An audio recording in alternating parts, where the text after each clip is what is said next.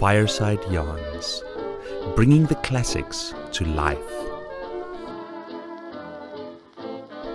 A Study in Scarlet, a Sherlock Holmes novel written by Sir Arthur Conan Doyle and read by Steve Boyce. Chapter 4. What John Rance Had to Tell. It was 1 o'clock when we left number 3 Lauriston Gardens. Sherlock Holmes led me to the nearest telegraph office, whence he dispatched a long telegram. He then hailed a cab and ordered the driver to take us to the address given us by Lestrade. "There is nothing like first-hand evidence," he remarked. "As a matter of fact, my mind is entirely made up about the case, but still, we may as well learn all there is to be learned." "You amaze me, Holmes," said I. "Surely you are not as sure as you pretend to be of all those particulars which you gave?" "There's no room for a mistake," he answered. "The very first thing which I observed on arriving there was that a cab had made 2 ruts with its wheels close to the curb. Now, up to last night, we have had no rain for a week, so that those wheels which left such a deep impression must have been there during the night. There were the marks of the horse's hoofs, too, the outline of one of which was far more clearly cut than that of the other 3, showing that that was a new shoe.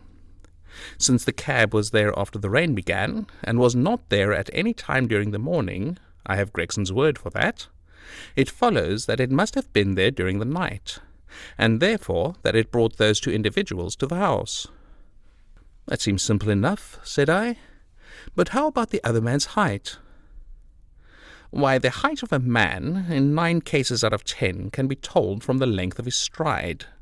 It is a simple calculation enough, though there is no use my boring you with figures. I had this fellow's stride both on the clay outside and on the dust within. Then I had a way of checking my calculation. When a man writes on a wall, his instinct leads him to write about the level of his own eyes. Now that writing was just over 6 feet from the ground. It was child's play." "And his age?" I asked. "Well, if a man can stride 4.5 feet without the smallest effort, he can't be quite in the sere and yellow. That was the breadth of a puddle on the garden walk which he had evidently walked across. Patent leather boots had gone round, and square toes had hopped over. There is no mystery about it at all. I am simply applying to ordinary life a few of those precepts of observation and deduction which I advocated in that article. Is there anything else that puzzles you?" "The fingernails and the trichinopoly," I suggested. "The writing on the wall was done with a man's forefinger dipped in blood. My glass allowed me to observe that the plaster was slightly scratched in doing it, which would not have been the case if the man's nail had been trimmed. I gathered up some scattered ash from the door. It was dark in colour and flaky. Such an ash is only made by a trichinopoly. I have made a special study of cigar ashes. In fact, I have written a monograph upon the subject. I flatter myself that I can distinguish at a glance the ash of any known brand, either of cigar or of tobacco.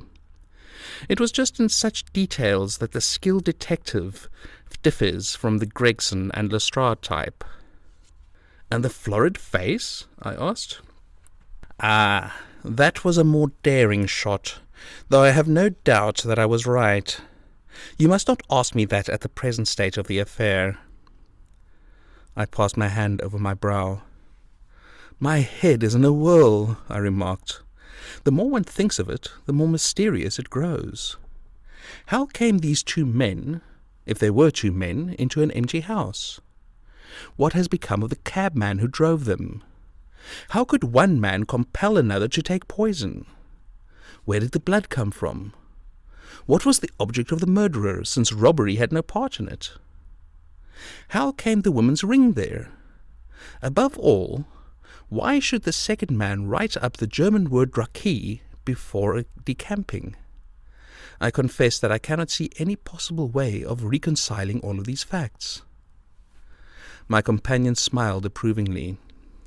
"You sum up the difficulties of the situation succinctly and well," he said. "There is much that is still obscure, though I have quite made up my mind on the main facts.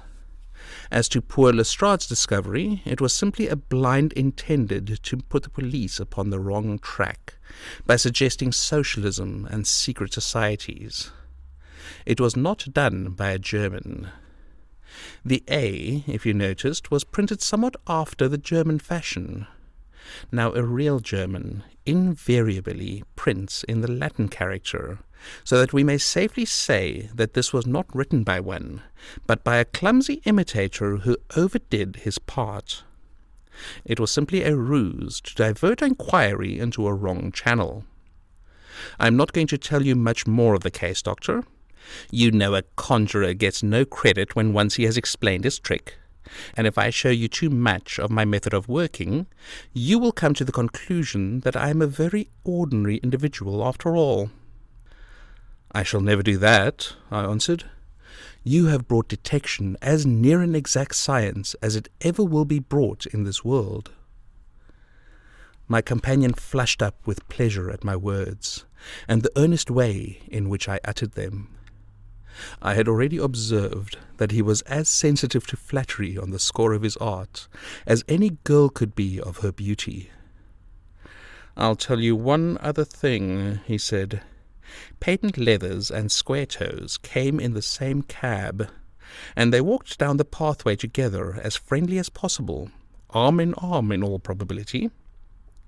When they got inside, they walked up and down the room, or rather, Patent Leathers stood still, while Square-Toes walked up and down.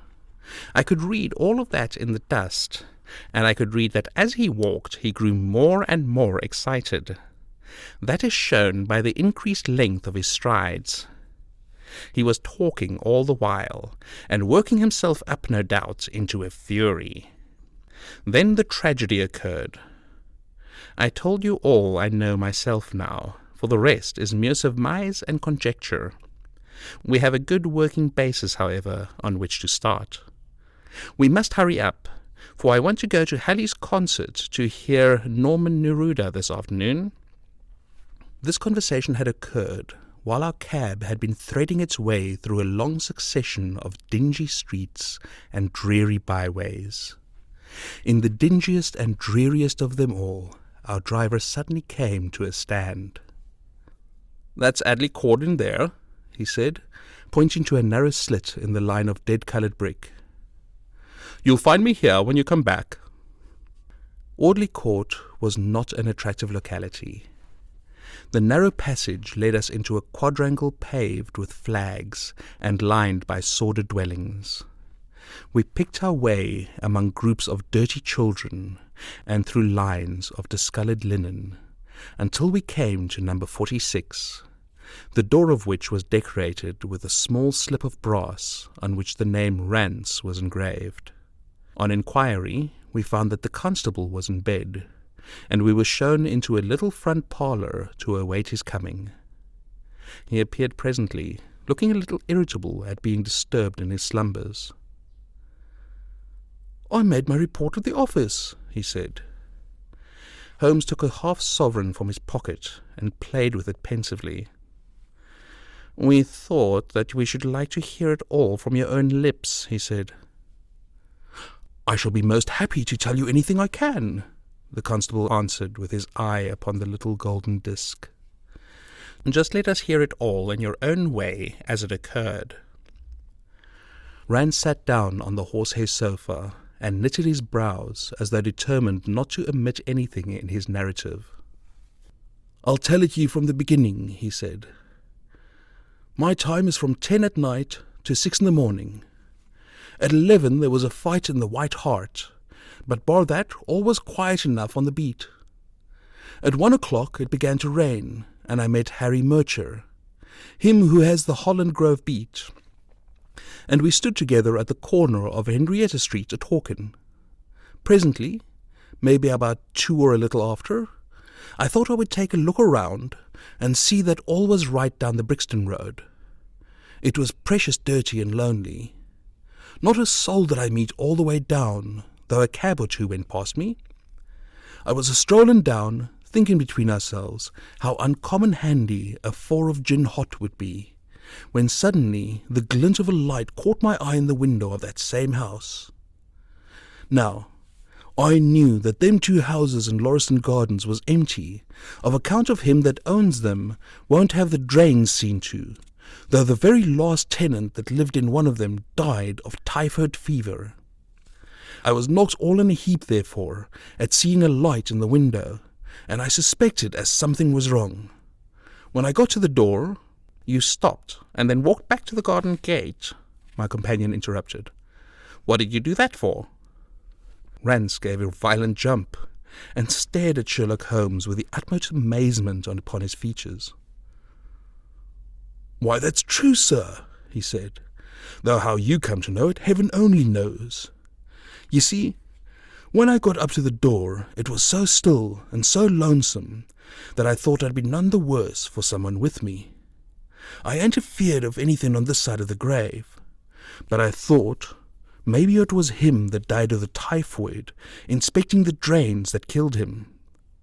The thought gave me a kind of turn, and I walked back to the gate to see if I could see Murch's lantern, but there wasn't no sign of him, nor anyone else." "There was no one in the street?" "Not a living soul, sir, not as much as a dog. Then I pulled myself together and went back and pushed the door open. All was quiet inside, so I went into the room where the light was a-burning. There was a candle flickering on the mantelpiece, a red wax bun, and by its light I saw—" "Yes, I know all that you saw. You walked around the room several times, and you knelt down by the body, and then you walked through and tried the kitchen door, and then—" John Rance sprang to his feet with a frightened face and suspicion in his eyes. "Where was you hid to see all that?" he cried. "It seems to me that you know a great deal more than you should." Holmes laughed and threw his card across the table to the constable. "Don't get arresting me for the murder," he said. "I am one of the hounds and not the wolf.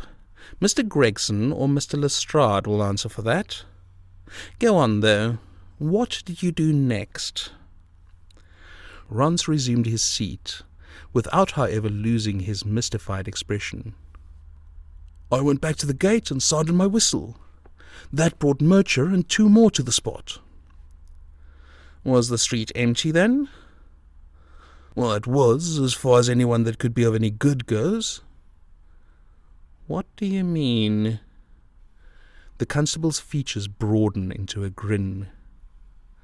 "I've seen many a drunk chap in my time," he said, "but never anyone so crying drunk as that cove. He was at the gate when I came out, a-leaning up agin the railings, and a-singing at the pitch of his lungs about Columbine's new-fangled banner or some such stuff. He couldn't stand, far less help." "What sort of man was he?" asked Sherlock Holmes. John Rance appeared to be somewhat irritated at this digression. "He was an uncommon drunk sort of man," he said. "He'd have found himself at the station if we hadn't been so took up." "His face, his dress, didn't you notice them?" Holmes broke in impatiently. "I should think I did notice them, seeing as I had to prop him up, me and Murcher between us. He was a long chap with a red face, the lower part muffled round." "That will do," cried Holmes. "What became of him?" "We'd enough to do without looking after him," the policeman said in an aggrieved voice. "I'll wager he found his way home all right." "How was he dressed?" "A brown overcoat." "Had he a whip in his hand?" "A whip? No."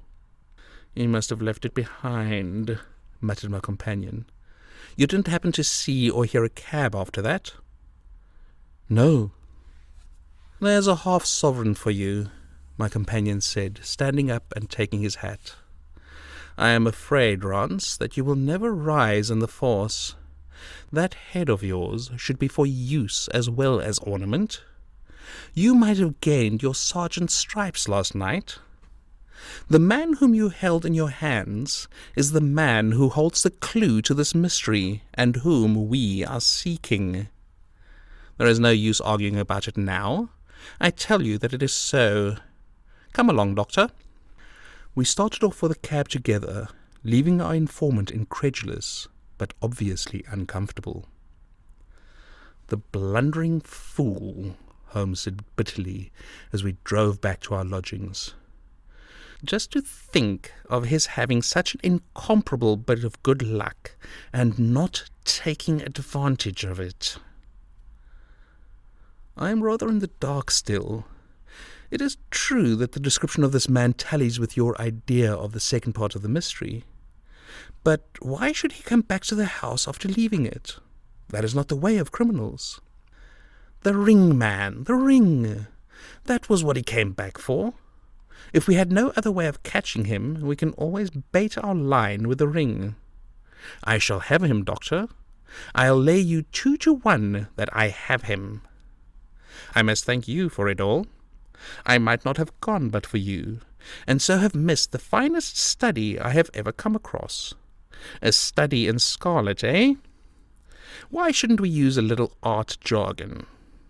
There's the scarlet thread of murder running through the colourless skein of life, and our duty is to unravel it and isolate it and expose every inch of it.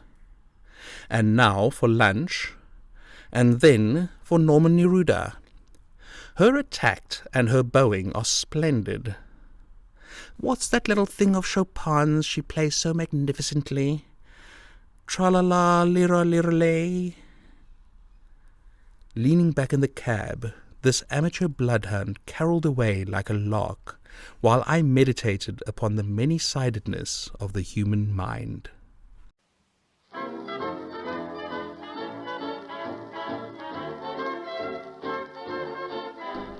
If you enjoyed this yarn, please like and subscribe to be notified of any new yarns that might come your way.